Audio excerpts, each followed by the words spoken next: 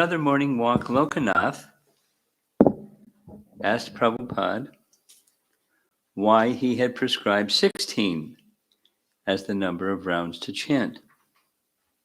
Why not less or more? No, Prabhupada replied. We say minimum 16. Minimum. If you can chant 16,000, you can do. That is welcome. Haridas Thakur was engaged in chanting, and a prostitute came and offered, let us enjoy. Yes, let me finish this chanting. He refused to have sex with a beautiful young girl because he had engagement. First of all, let me finish my engagement.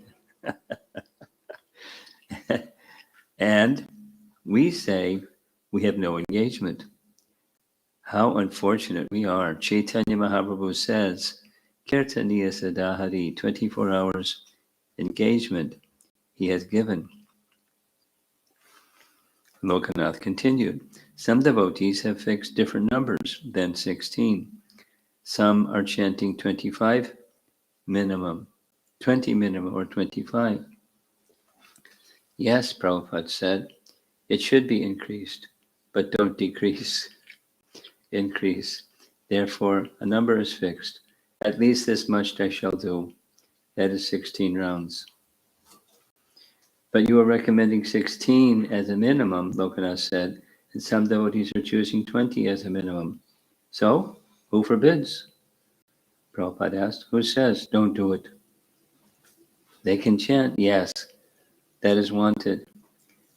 But because you cannot do it, therefore we have fixed up this minimum. Sankyata, asankyata. Sankyata means with vow, numerical strength. And asankyata means there's no limit. If we choose more than 16 rounds, how can we know whether we are imitating Haridas Thakur or following in his footsteps? Imitation is also good. Prabhupada has a way of answering and not answering.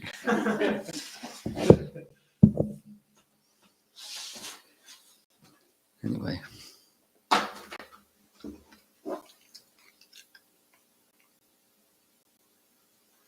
If you imitate Haridas Thakur, that is also your great fortune. Imitating does not mean you are condemned. Even if you imitate, that is also good. But if you have some other business and you say, now I am imitating Haridas Thakur, I cannot do it. That is very bad. I am busy in imitating Haridas Thakur. That is not good.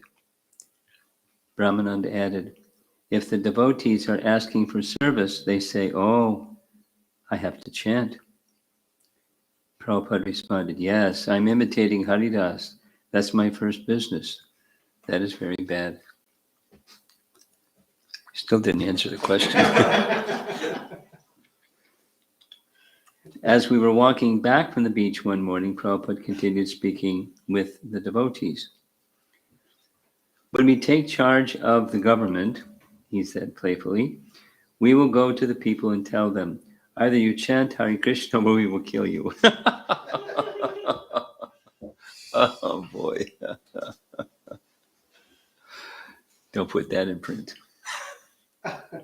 And the devotees laughed, except for me. Prabhupada turned and said, what do you think, Giriraj?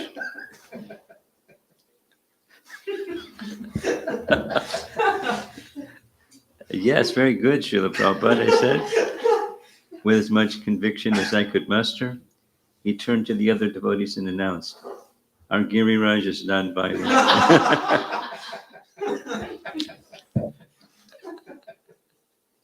Then we all laughed. Later, I found a passage in Sri Chaitanya Bhagavat, Madhyakanda 13, 8 through 12, in which Sri Chaitanya Mahaprabhu speaks in a similar way with his devotees. Go out and preach my order everywhere, he tells them. Go to every house and beg. Chant the name of Krishna, worship Krishna, follow Krishna's instruction. Bala Krishna, Bhaja Krishna, Kara Krishna Shikha. At the end of the day, come and give me a report. I will take up my chakra and cut off the heads of those who will not chant. And after being requested by you. And after the passage concludes, on hearing the order, all the Vaishnavas laughed.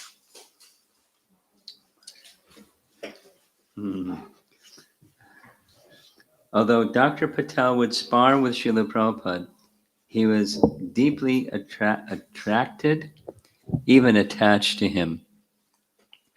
Do you know why I come so early and all that? He asked one morning. Shall I say, sir? Yes, yes, Prabhupada replied. Dr. Patel quoted, Prasangam arjaram pasham atmanam kavayo vidhu saeva sadhushu krita moksha dvaram apavritam. Every learned man knows very well that attachment for the material is the greatest entanglement of the spirit soul. But the same attachment, when applied to the self-realized devotees, opens the door of liberation. 325:20. That is why I come so early, he said. You may explain to them, sir. No, you explain. Dr. Patel laughed and proceeded. It is said in the Srimad Bhagavatam that your mind, Atmana Prasanga, the Sangha means attachment, Prasanga, and Sangha the same. No. Prakrishta Rupena Sangha, Prabhupada corrected. Very tight. Sangha, very tight Sangha. Very tight attachment of mind is there always. No, not mind, of the soul, Atmanaha, because mind and soul both are, that is always there, ajara, undying, but if that attachment is made to a sadhu, that becomes moksha dwaram, apavritam, that becomes opening the door of moksha. So I come here to sadhushu krita. A week later, Prabhupada asked Dr. Patel why he was coming daily. I don't know, Dr. Patel replied. We don't pay you any fee. I feel some sort of attachment to you. That is why I come. I don't understand why I'm attached to you, especially. I don't understand. I've been thinking about it. I'm very much thinking there must be some purva janma, something from my past life I don't know. No sadhu has been able to attract me as much as you have. Not even temples have attracted me, to tell the truth. Jasomati Nandan chimed in. There is no sadhu except Prabhupada. Jabbed him in the ribs. His soft spot. On a morning walk the following week, Dr. Patel put forward his theory that the Jews were the great people on earth, that they were actually the chosen people of God. The Jews? Prabhupada asked. Really? Dr. Patel confirmed. It is God's choicest race. The devotees laughed, but Dr. Patel insisted. They have produced wonderful people, right from Christ up to Professor Einstein. Very bold people, very bold indeed. They are truthful to their convictions. They would die for their convictions. They would not budge an inch. But they're impersonalists, Brahmananda objected. Dr. Patel pursued his point. Very brave race. They are impersonalists, Brahmananda repeated. Today, still very brave. It is the choicest race from God. It's a fact. Brahmananda is very much pleased, Prabhupada remarked, referring to his disciples' Jewish family heritage. And again, we all laughed. I don't know who are they, Dr. Patel responded, meaning he didn't know which devotees were Jewish, but that is a fact.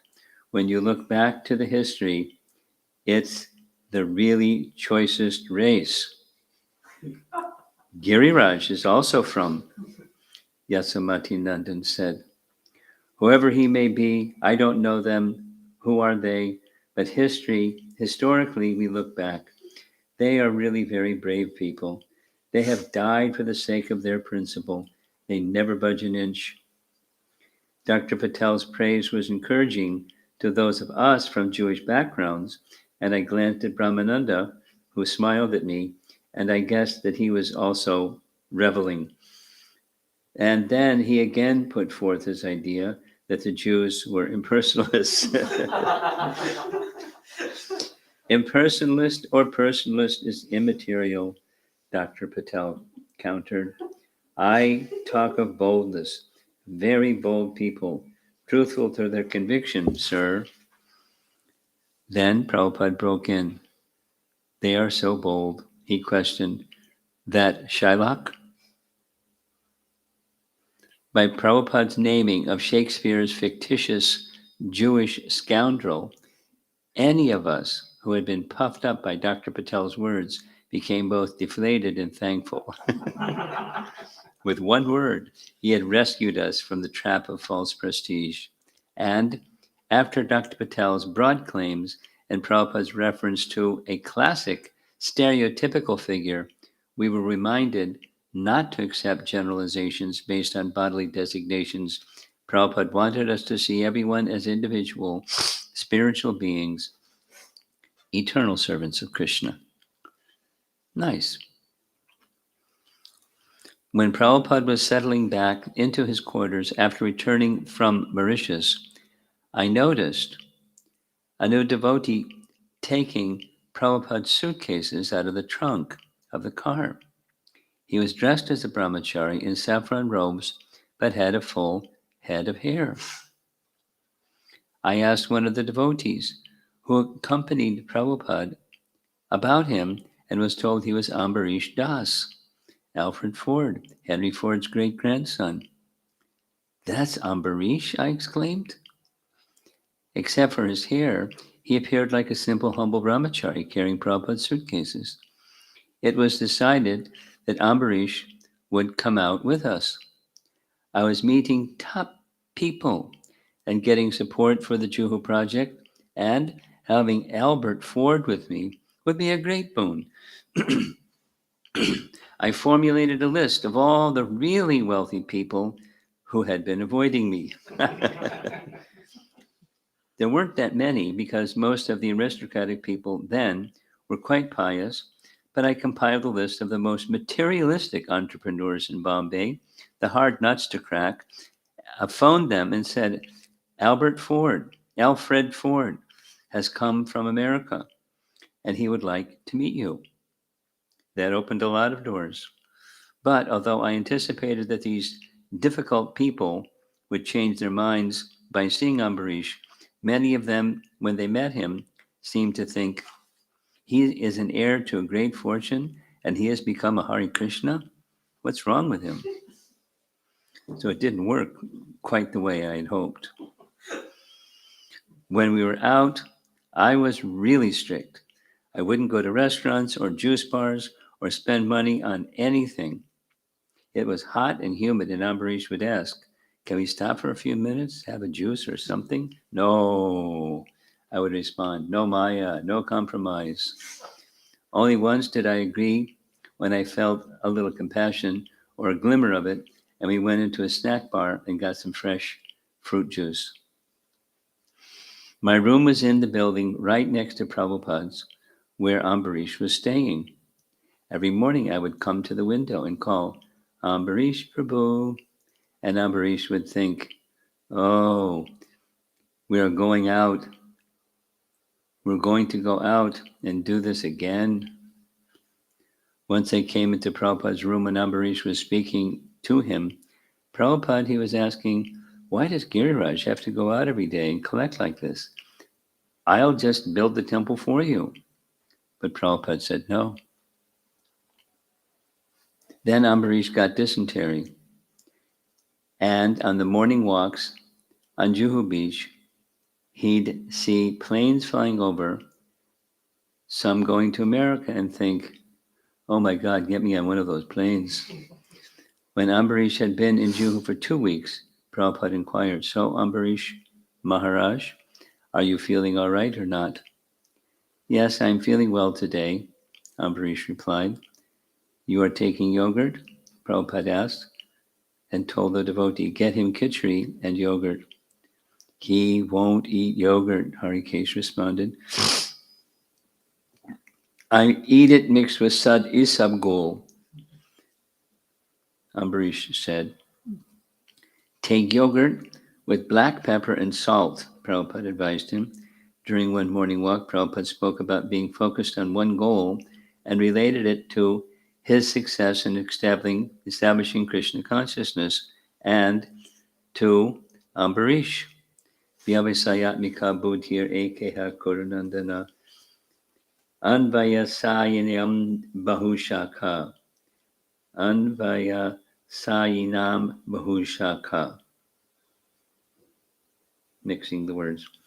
And Vyavasayatnam, one, from practical point of view, from business point of view. Also, I started this Krishna consciousness movement with 40 rupees. Now we have 40 crores. Who has got such business success? Bring anyone within 10 years. And here is Ambarish Maharaj. He is ready to give us any amount of money. Ambarish Maharaj, yes. Whole Ford company. Who else has got this business? I think there is no such history in the world to begin business with 40 rupees and within 10 years it becomes 40 crores. One cannot even imagine. Before Ambarish left Bombay, he had a serious meeting with Prabhupada about his future. Prabhupada told him that he wanted him to work. Almost all the devotees in ISKCON were full-time.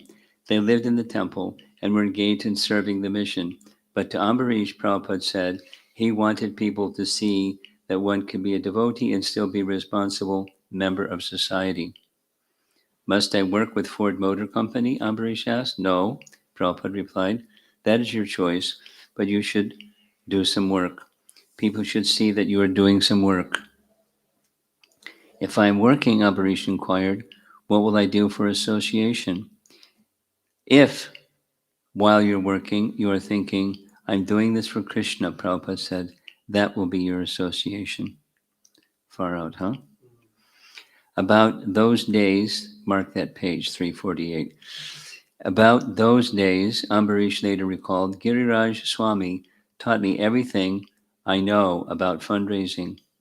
When I first became a devotee, I went to Bombay, and Maharaj was sacrificing himself to get the temple built in Juhu, and he engaged me very nicely. I was a very green devotee and a spoiled kid from suburban Detroit, so I was in culture shock from being in India, but he had such a nice character and was such a wonderful personality. He had a room across the alley, and every morning he would come to the window and call, Ambarish. I couldn't get away. So we worked a lot, but it was really a wonderful experience to be there.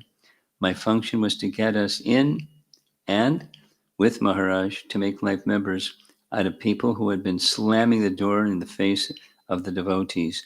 But Maharaj had to conceal the truth a little to get us into their offices. He would say, Mr. Ford is in India and he would like to meet you. But as soon as the life member material came out, they would throw us out of the office. It was a very humbling experience, and I bowed down to his feet. He really gave his life to build that temple, and it is so important. Radha Rasa Bihari were living in a shed, and Srila Prabhupada was so happy to have the temple built. He is very, very proud of that temple.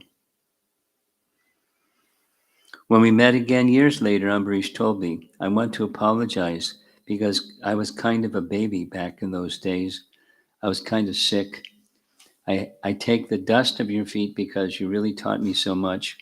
And now that I'm engaged in trying to help build the Mayapur project, the example of your laser focus on getting that temple built in Bombay is such an inspiration for me that I am very, very grateful for your association during those days. I remember them fondly. When we met the quote hard nuts and they discovered that we were approaching them for donations or to make them life members, sometimes they would throw us out of their offices. So there were a lot of lessons of humility in those days, but I thank you for your association back then. It was really wonderful. It cut my teeth. On my side, I felt bad. I felt I had been insensitive to Ambarish's needs and backgrounds, and that I had driven him beyond his capacity. In fact, I considered it a wonder or miracle that he didn't leave Krishna consciousness altogether after those 2 weeks with me.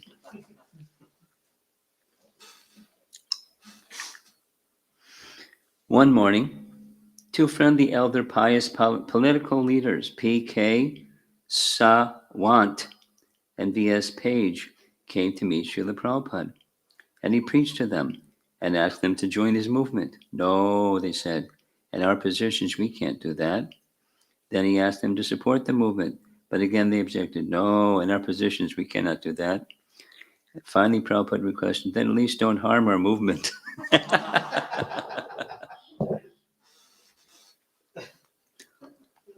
And they both became very excited and together assured him, no, we will never do that.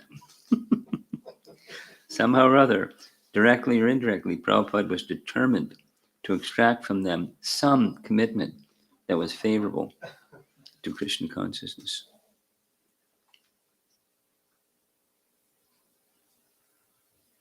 On November 18, Srila Prabhupada awarded sannyas, the renounced order of life, to Navayogendra.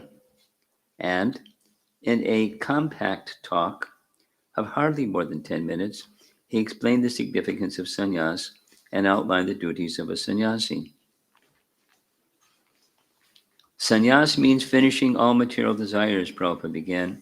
Real sannyas means no more material desires. Etam sa astaya paratmanishta, paratma Bhagavan, to completely devote one's life for service to the Lord. He was quoting from Srimad Bhagavatam 11:23-57 that Lord Chaitanya recited in ecstasy after he accepted sannyas. Etang sa astaya paratmanishtam adhyasitam purva mahar mahadbir aham tarishyami dharantaparam tamomukundangri nashevayayama. I shall cross over the insurmountable ocean of nescience by being firmly fixed in the service of the lotus feet of Krishna. This was approved by the previous acharyas who were fixed in firm devotion to the Lord Paramatma, the Supreme Personality of Godhead. Prabhupada continued. There are 4 ashram, brahmachari, grahastha, vanaprastha, sannyas. Sannyas means sacrificing everything for Krishna's sake. Anashrita karma palam karyam karotiya. Sannyasi, one who is working without any aspiration for resultant actions. And then he gives the verse. Anashrita karma palam karyam karma karotiya sa sannyasi cha yogi cha na niragnir cha na niragnir na chakriya. One who is unattached to the fruits of his work and who works as he is obligated is in the renounced order of life, and he is the true mystic, not he who lights no fire and performs no duty. They have all these edits in Bhagavad Gita. I don't like them. Hare Krishna. It was always perform no work, and now it's perform no duty. Our sannyasis work very hard, Prabhupada said. They preach, they collect money, but not a single farthing for himself. First, the brahmachari is trained up. Brahmachari guru kulivasandanto gurur hitam.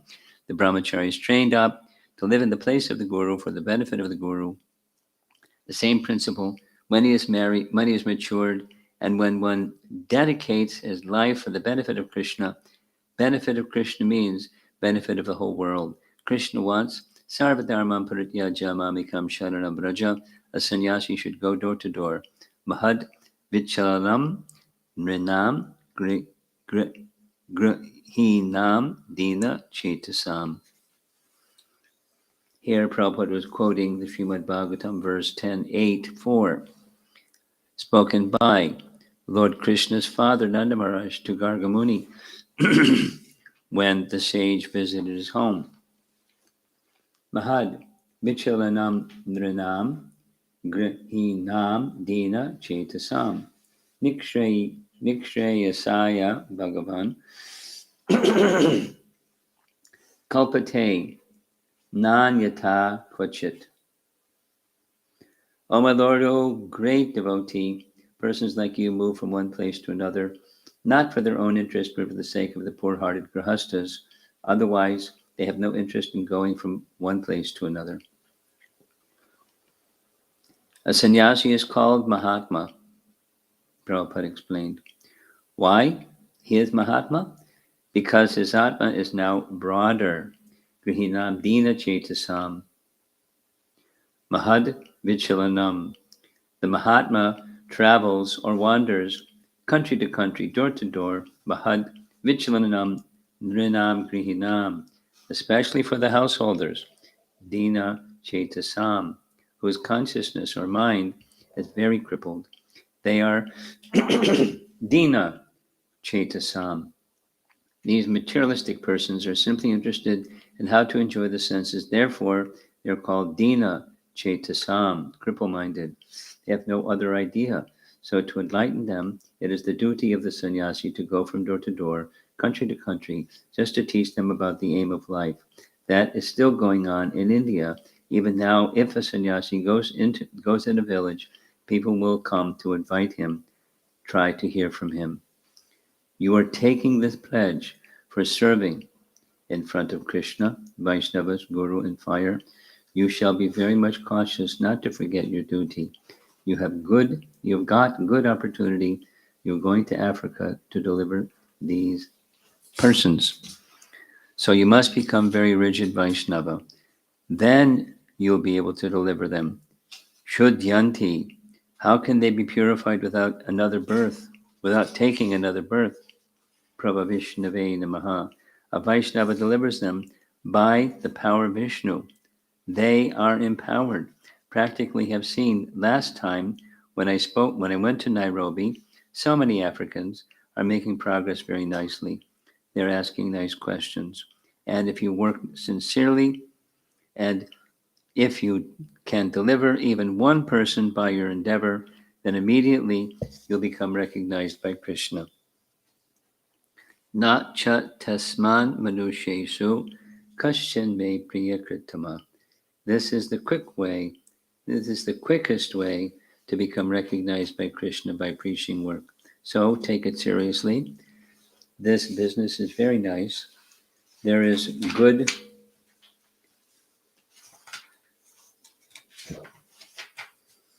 prospect. Prospect is there everywhere. Prithiviteyachi yata nagaradigram. Chaitanya Mahaprabhu said, in as many villages and towns as on the surface of the globe. And his word is not a trifling thing. Yes, there is potency in all the parts of the world for people to become Vaishnava. Prithiviteyachi yati nagaradigram sarvatra prachar hoibe moranam. So with Chaitanya Mahaprabhu's blessing and spiritual strength, and with the good wishes of Vaishnavas, just proceed and preach and always think of Krishna. He will help. Dadami buddhi yogam tam. If you work sincerely, Krishna is within you. He will give you strength, instruction. Simply you have to become. But we should always remember that sannyasa means Material activities finished. This is sannyasa. No more material activities. To live only for the service of Krishna, that's all.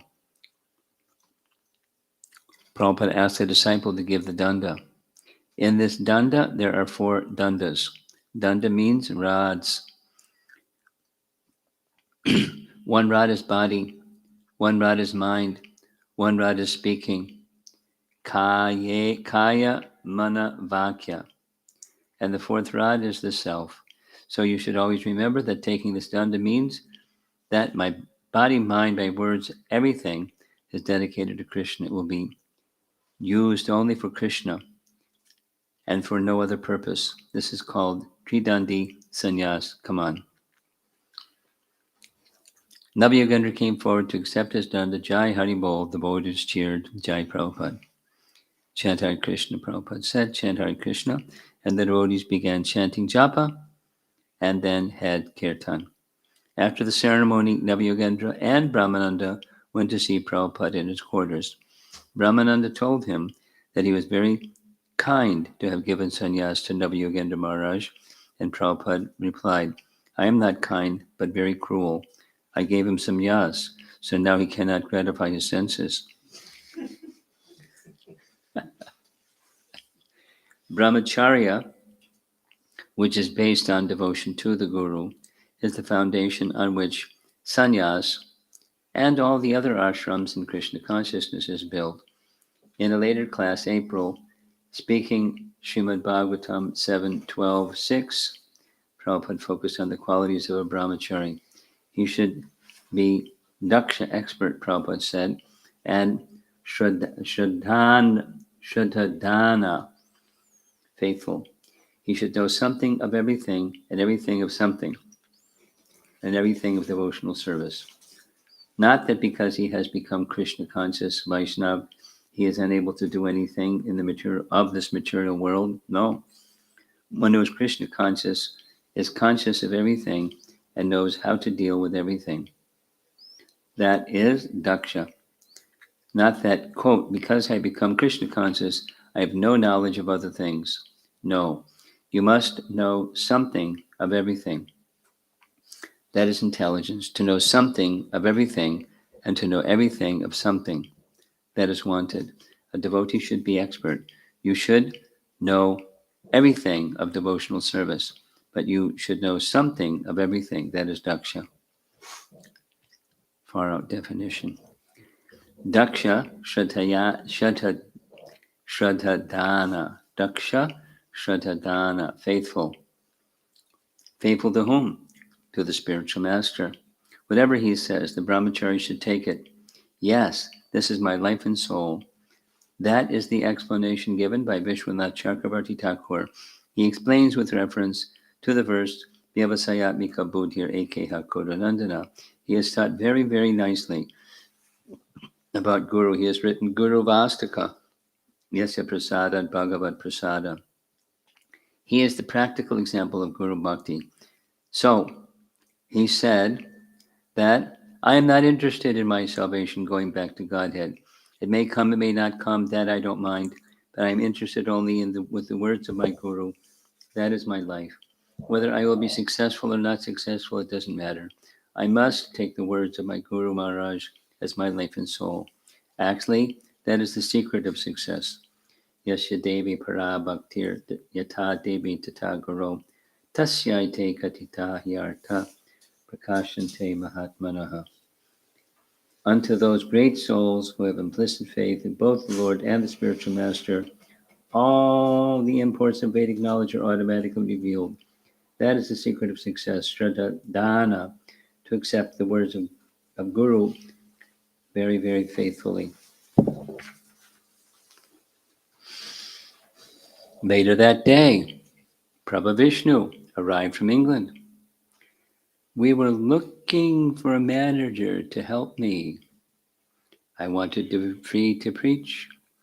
Prabhupada knew as much, and also that in some respects I wasn't such an expert manager.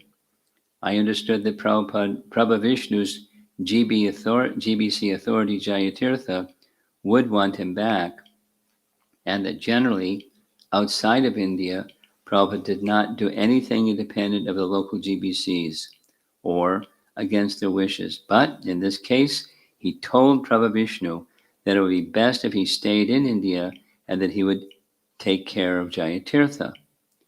I was again struck by how important India, Juhu, was to Prabhupada, that he would make such an exception. Within a few hours of when I landed, Prabhu Vishnu recounted, Prabhupada called me to his room and asked, "How are things in London?" "Everything is all right," I replied. He said, "It is nice that you have come to India. Now you manage this temple." When I first arrived, I thought I might not stay that long in India and that I'd be going back to England, but Prabhupada said, "You are needed here." Prabhupada appointed Prabhu Vishnu vice president of Juhu, and shortly thereafter, Prabhu Vishnu and I walked over to Prabhupada's flat together to ask some questions. Prabhupada listened patiently and sympathetically and gave us the information we needed. Back in our quarters, Prabhu Vishnu and I discussed further and realized that we had more questions. So we went back to Prabhupada, and again, he patiently replied. Then again, went back to our quarters and realized that we still had more questions. So again, we went back to Prabhupada, and again, he answered us. When we went back yet again, for the fourth time, however, Prabhupada got angry. "I have appointed you president and vice president to deal with these matters," he said, "and you have many other leaders to help you. So you should be able to figure out these things for yourselves. I'm not a question answering machine."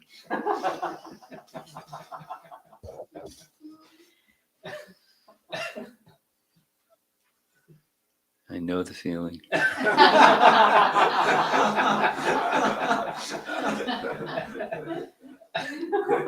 Every afternoon, Prabhu Vishnu went with the Harinam party to Ville Parle or Santa Cruz, near the train station, chanting and distributing books. But he found managing in Bombay challenging. I was fine with the climate and accommodations, he remembered, but what I found austere was going on the train into the city every day, packed up like sardines, and then sitting in offices and waiting and being given excuses, and especially the government offices waiting for hours for some official to come, and then being given the runaround and told to come back the next day. So I became more inclined to go for some preaching activity. I asked Prabhupada if I could get more into book distribution. He said, "What do you like better, temple management or book distribution?" I said, "Book distribution, Prabhupada." He said, "All right, manage the temple for some time, and then you can go on book distribution. I'll show you how to put books in colleges and libraries throughout the country." I had never imagined that kind of book distribution. The library party hadn't started in India, but it was like Prabhupada could see what was going to happen. And he said, "You stay and manage now, and you'll get the chance." And after some time, the library party did begin, and I got the chance to go, and we actually traveled all over India and put his books in the universities and libraries.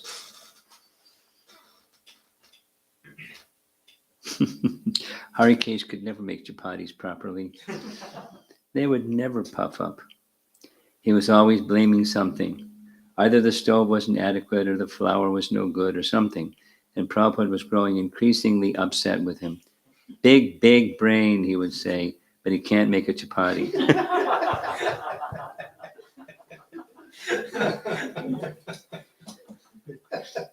In Mauritius, Harikesh didn't have the right flour and had to cook in a closet on a weak electric hot plate, and his chapatis were like saucers, completely flat, and with the texture of rubber. Prabhupada was complaining about them, but Harikesh couldn't seem to do anything about it. This went on for months in different places, and Prabhupada kept chastising him. Every day he would say, "Again, no good chapati." Finally, in Bombay, there was a gas stove, but Harikesh still couldn't get it together. "Again, it is the stove?" Prabhupada commented. Srila Prabhupada, Harikesh said, "Nobody can make a good chapati on the stove." "Nobody?" Prabhupada asked. "Yes, Srila Prabhupada, nobody." Prabhupada stood up, walked into the kitchen, sat on the floor in front of the stove. Where's the dough? He asked.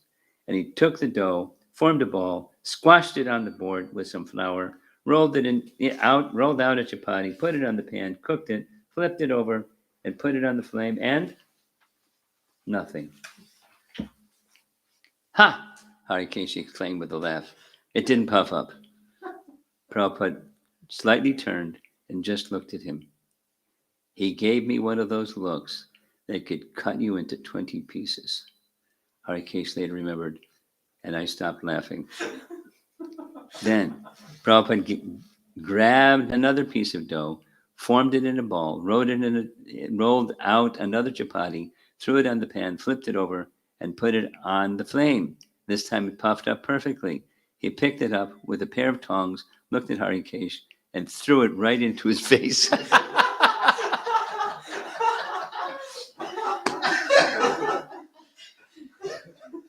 You got to know Harikesh. I mean, that's like, he was a very proud person. Very proud. And really outspoken. And to do like that with Prabhupada, you don't do that with Prabhupada.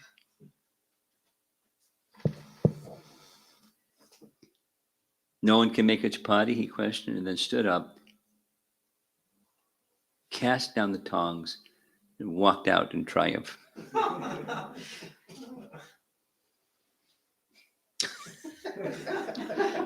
After the matter of the setback land was resolved, Mr. Sethi, as instructed by Srila Prabhupada, had constructed a compound wall around the property one morning.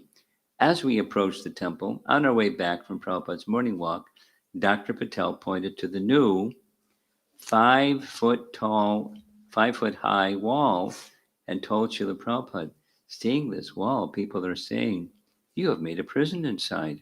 No, Prabhupada responded, elongating the no sound. The prison is outside. Inside is freedom. No. While Prabhupada was in Bombay, I arranged a program for him at the home of the Birlas, the wealthiest family in India. Mrs. Gopi Kumari Birla wanted a title for Prabhupada's talk, one that would appeal to their exclusive circle of friends. I prepared a list of a dozen titles, and Mrs. Birla chose How to Become Successful in Life. It was a telling choice, I thought. The invitees were already successful by ordinary standards, but still they were not satisfied. They wanted to become more successful. I went ahead with a few devotees to set up the arrangements for Prabhupada and the deities on the Birla's expansive lawn. We had prepared a high Vyasasan for Prabhupada and near it, an altar with our small brass Radha Krishna deities. Prabhupada arrived in the Birla's white Mercedes and walked into the garden.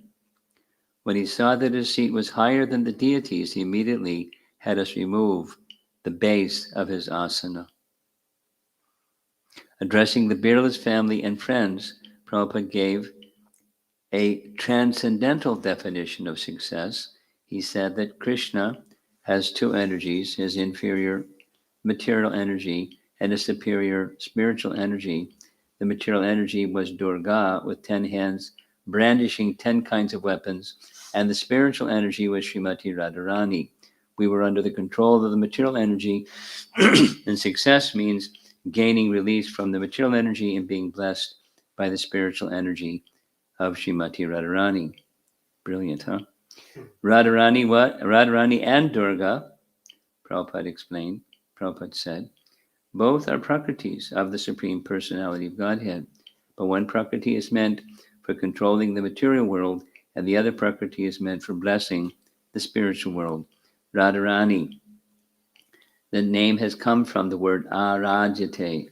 Radha means worshipping, beginning from Radharani and her expansion Lakshmi in Vaikuntha.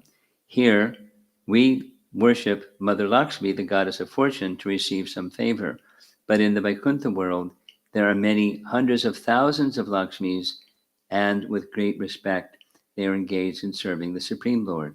So, we, being expansions of the spiritual Lakshmi or Radharani, our duty is to serve Radharani, and through Radharani to serve Krishna. This is the Krishna conscious movement, Krishna consciousness movement. We are missing the point. Instead of learning from Radharani how to serve Krishna, we're being controlled by the other Prakriti, material energy, Durga, with weapons in her 10 hands. This is our position. In this material world, people do not know what is the aim of life. Everyone is very much expert to see his interest. Two businessmen, they are agreeing, but everyone is trying to see his personal interest first. This is called Svartagatim. That is natural. But Prahlad Maharaj says, Navedu Svartagatim hi Vishnum. Unfortunately, these materialistic persons do not know what is real interest. The real interest is Vishnu, how to serve Vishnu. As Hari Sori later described, quote, Prabhupada possessed unique ability to link anyone from any walk of life to the common goal of spiritual attainment. His preaching was always perfectly suitable for the time, place, and circumstance. To the leaders of this wealthy business community, he thus offered a pertinent example. The subject, Prabhupada said, was how to become successful in life. Krishna comes to instruct this simple truth that you are being controlled by the material energy. You give up this business.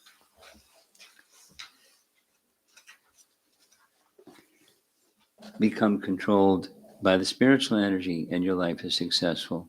Sri Chaitanya Mahaprabhu has said, Jivera Swarupaya Krishnara Nityadas. But our disease is, instead of becoming Das, we're trying to become the master of the Prakriti. This is called the materialistic way of life. It will not make us happy at any stage of life. The success of the human form of life is to understand our relationship with God, and we should act in relationship with God. Then our success in life will be achieved. This is the main purpose of Krishna consciousness movement.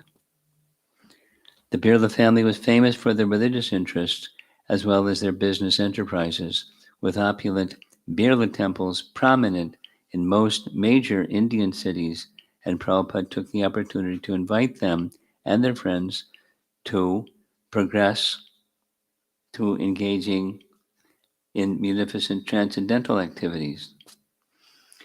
That is Sri Chaitanya Mahaprabhu's mission, he said. He wished especially Indians to take this job of preaching the teachings of Bhagavad Gita all over the world. This mission is they must be very, very merciful to all outsiders. That is India's mission. People are in darkness, tamasi. Bring them to the light, tamasi ma jyotirgama. This attempt has been done by us individually with teeny effort, but it is becoming successful. But every one of us should become completely aware of this movement and take this mission.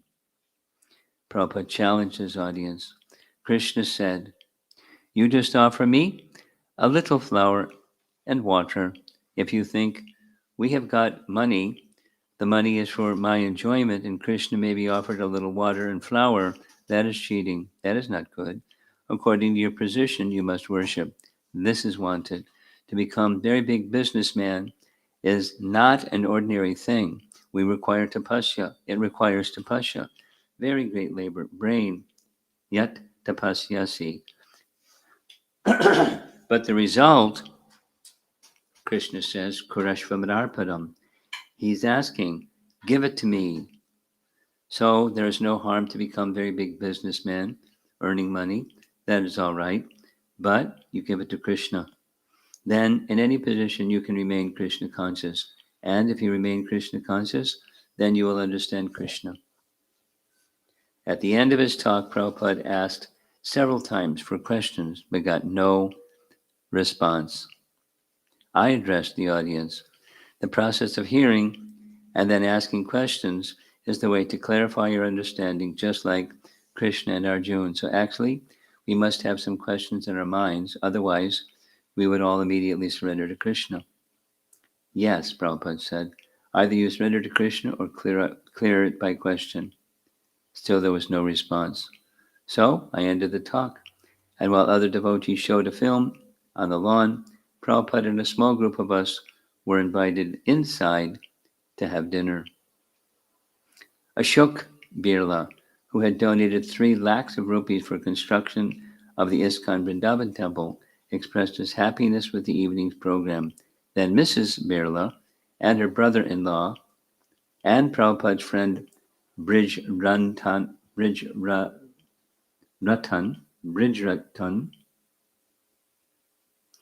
Mohata led us upstairs in the lift to a large, beautifully furnished dining room. When Mrs. Birla offered Prabhupada prasad, he refused. My heart sank, because I fear that he might offend her by not accepting dinner and create an awkward situation. She again offered. Again, he declined. Finally, the third time he accepted, and I could see from the smiles on everyone's faces that they had been playing their parts perfectly. She as a gracious hostess, and he as the renowned sannyasi. Indian culture was so subtle and elevated. Cool. Sitting at the head of a long, polished mahogany table, Prabhupada chatted with his hosts, complimenting them on the delicious meal and answering a variety of questions. After a cordial departure, we arrived back at the temple around 11 o'clock. It was a successful preaching engagement, but Prabhupada said to me that no questions were asked after the lecture indicated a lack of interest on the part of the guests. The next morning, on his walk on Juhu Beach, he commented, "Last night I explained at the Birla house that you have to change only your care of. Now we are under the care of the material energy, and you have to transfer yourself under the care of the spiritual energy." On December 24, by invitation of the king, Prabhupada went to Sanand, Gujarat for a week of programs. 4 days later, Om Prakash Dheer came to the temple for the Sunday program. He was the chief engineer of the ECC, the Engineering and Construction and Contracts, a division of Larsen and Toubro. Earlier, he had invited Dhirashanta home for dinner and became a life member, and Dhirashanta had informed him about the construction on Hare Krishna land and invited him to the Sunday celebrations. The construction site was near our temple shed, and after the feast, he took a look. He was appalled by the miserable work and quite concerned. "We have to do something about it," Prabhupada had told me. "You have to do something." He didn't want to directly challenge or oppose or discourage Saurabh, but he did want change. He had spoken to me about the Vrindavan guest house, how poor the work was. The plumbing was bad, the plaster was cracking, this was bad, that was bad, and didn't want anything similar to happen in Bombay. "Yes," I said, appreciating his concern. "If this happens in Bombay, it will be very troublesome." "Not troublesome," Prabhupada replied. "Everything will be spoiled." So I knew Prabhupada wanted change and wanted me to accomplish it. But Saurabh was opposing my efforts to change the construction arrangements, and I wasn't able to find anyone else who could do the work. I was exhausted by the whole situation. When Mr. Deer said the work was poor, however, I had to inquire further. Is it really that bad? I asked. What do you mean? The construction is the typical substandard work going on in Bombay, he said. Within 2 or 3 years, this type of work starts falling apart. ISKCON is a great institution. This temple should be a monument that will last for hundreds of thousands or thousands of years. He explained that the ECC, the leading construction firm in India, didn't usually take up anything involving less than several crores. He described some of the work they had done, dams, bridges, and other major civil projects. But he said that he would speak to the directors and try to persuade them to take up our project. Even though it would be much smaller than most of their jobs, it was different. It was for Krishna, and it would be a prestigious job for the company. I immediately wrote to Srila Prabhupada. Today, one of our life members came to spend the day at Hare Krishna land. His name was Mr. O.P. Deer, Chief Engineer for Larson and Toubro Limited, the largest construction firm in Bombay. Mr. Deer is presently undertaking the construction of the new council hall for the government of Maharashtra, as well as the new stock exchange building, which will be the tallest building in Bombay. Mr. Deer inspected the site and expressed his opinion that if the work continues in the present manner, the building will not stand. He said that the present workmen are obviously accustomed to very low standard of work, and he particularly criticized the shuttering and casting. He said that the present structural defects would render the entire building defective in the end. I asked if his company would be willing to take up the project, and he replied that they might not be willing, but that he could request them. He said that Larson and Toubro had consented to build an important building in Oroville, and he hoped that he would be able to convince them to take up our work also. In order to maintain a high standard of workmanship throughout the building, he said that his company would like to supply materials after consulting our architect on the rates to be paid for the materials.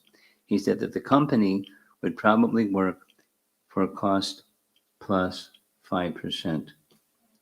He seems very sincere and sober, so I suggested that he meet your Divine Grace and Gopal Krishna Prabhu when you return to Bombay. Mr. Deer is also going to think of alternative solutions in the event that his company does not agree to our work. Prabhupada liked the idea of our engaging ECC.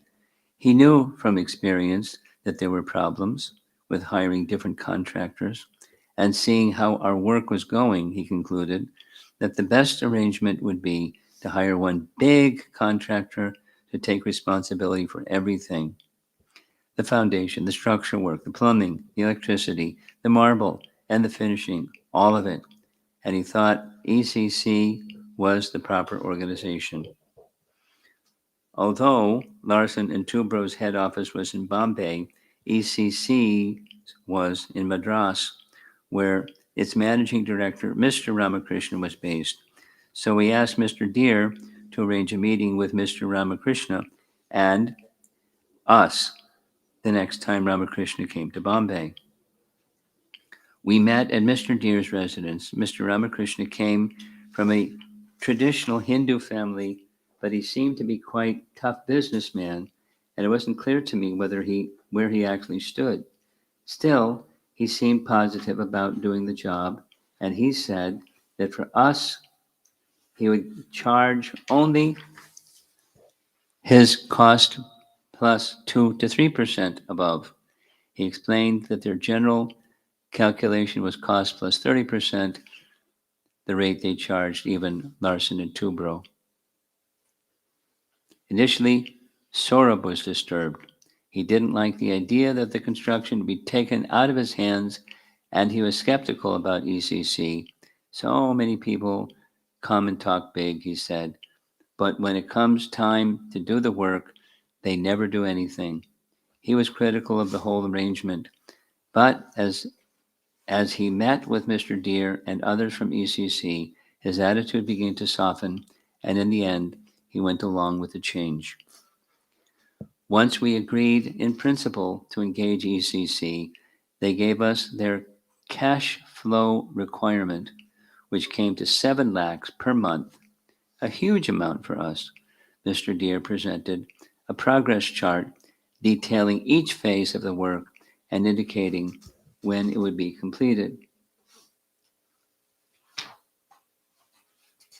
Checking to see where I'm going to end.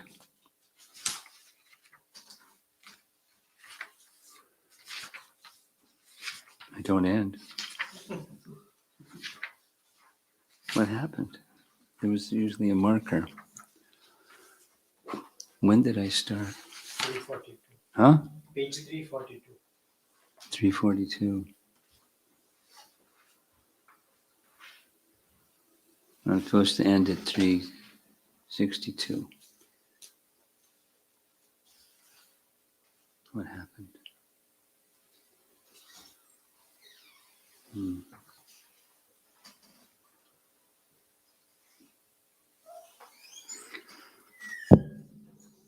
This is 20 pages.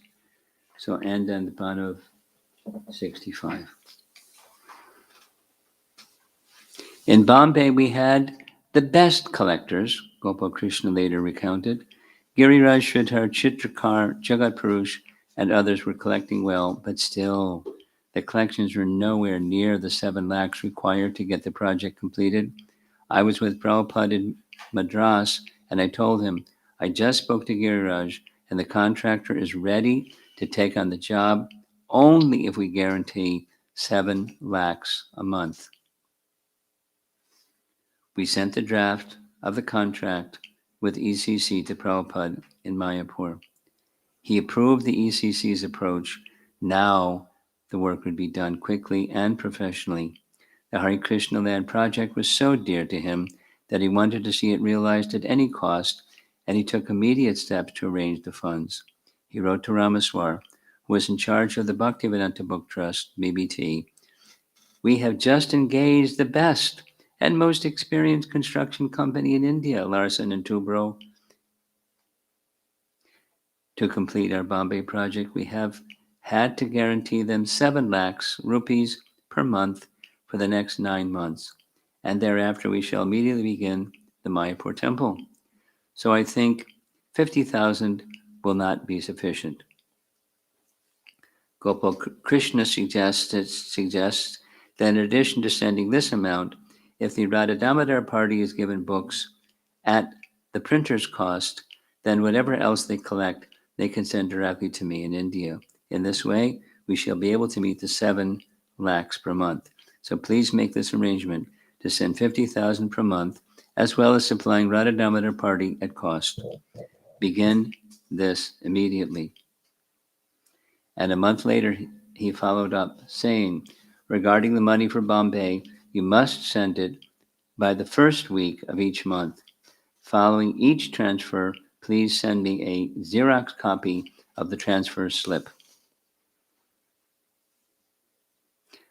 Ramaswar was a very strong motivator of book distribution, Gopal Krishna recalled. He was one of the best Sankirtan generals. He started writing Sankirtan newsletters to devotees all over the movement, how Prabhupada wanted the Bombay temple built, but that it could be built only if we increased book distribution, because unless we increased book distribution, we couldn't send the required money to Bombay. So the whole world went on a marathon to increase book distribution to generate funds so Ramaswar could send money to Prabhupada in Bombay for the construction. Then ECC started the work, and they really started. They at once put 200 or 300 people. At the end of 1975, Ramaswar remembered, we had just finished the 17-volume Chaitanya Charitamrita Marathon. Now we knew we could do anything. There was no such thing as impossible. We got a letter from Srila Prabhupada stating that they had finally gotten permission to build the beautiful Bombay Temple Hotel, Theater, and Cultural Center at Juhu Beach. So in 1976, the loans plus the Bombay money needed almost $2 million. Again, it had doubled. When Prabhupada first told me about Juhu Beach and his desire to build a temple and cultural center, I was not just amazed, but I got a glimpse of the magnitude of his vision and how fabulous and overwhelmingly successful the project would be, and the whole idea of this land being so valuable because of its location, the beach in the heart of the film capital of India. It would end up being an amazing property, and Prabhupada just injected me with this enthusiasm, and I was really committed to sending as much money as Prabhupada directed. It was done with no reluctance. It was done with the utmost enthusiasm that this is going to be something so wonderful for the movement. You just knew it was going to happen. That's Ramaswar's talk. After my success in raising funds for Juhu in Lagos, I went to Canary Islands to pursue more leads from my friend Damodar Chan Rai, whose daughter lived there. I developed what turned out to be a compelling strategy for approaching the Hindus there, advising them that they had to ensure that their children maintained their Vedic culture and were aware of and convinced about the Vedic knowledge. I explained that their children might not accept the tradition solely on faith. It had to be presented to them rationally and scientifically, which practically only ISKCON devotees, many of whom came from the West, could do. I also said that their children, most of whom knew only Spanish, should read the Vedic scriptures, and that only ISKCON could provide Spanish translations. I arranged Spanish books for them, and they were delighted to become life members, but they could not afford to contribute more than the membership fees. The Sindhis, especially the wealthiest ones, were a close-knit group, and friends in the Canary Islands suggested Sindhis in different places whom they thought could contribute. So after the Canaries, I pursued affluent Sindhis in far-flung places in Italy, Jamaica, and San Diego, California, but none of them gave much. In America, I also received several invitations and suggestions to preach there, and I began to think I had seen the college preaching that devotees were doing in Berkeley, and it seemed like a good field for me. In 1971, in Gorakhpur, Srila Prabhupada had told me that I should try to get his books accepted at universities by the scholarly class. So I began to put together a whole plan of how I would preach there, write for BTG, and meeting with leading intellectuals.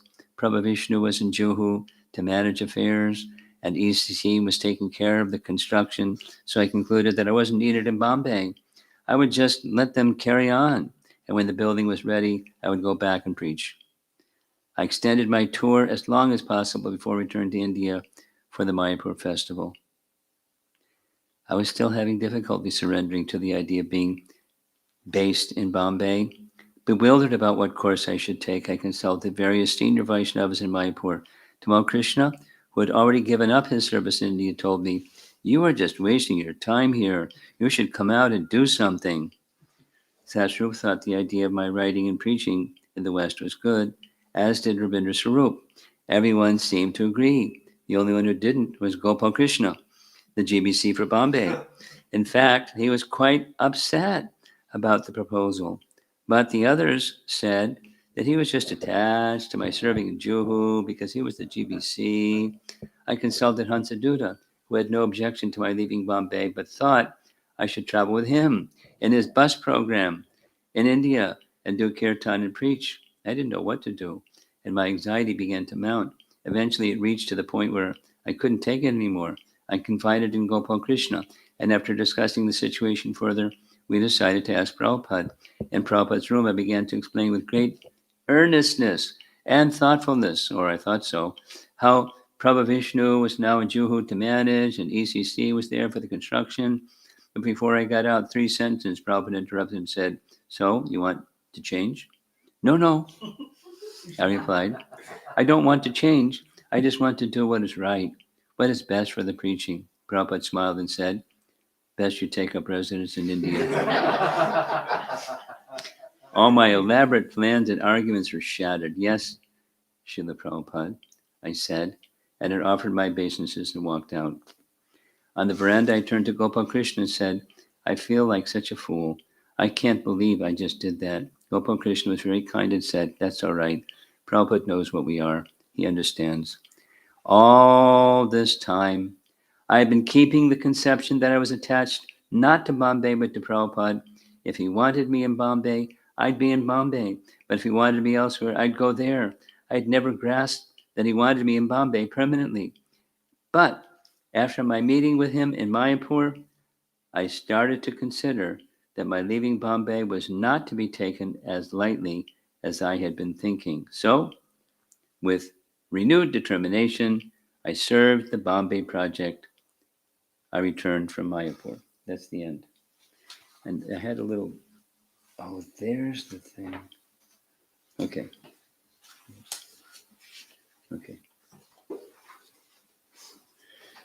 Srila Prabhupada Ki Jai.